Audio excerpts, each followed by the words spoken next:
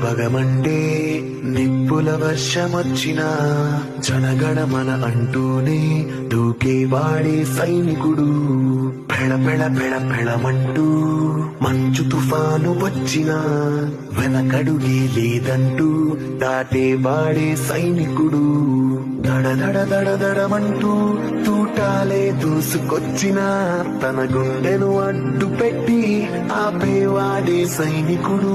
మరణాయుధాలు ఎన్నెదురైనా ప్రాణాన్ని ఎదురు పంపేవాడు ఒకడు వాడే సైనికుడు.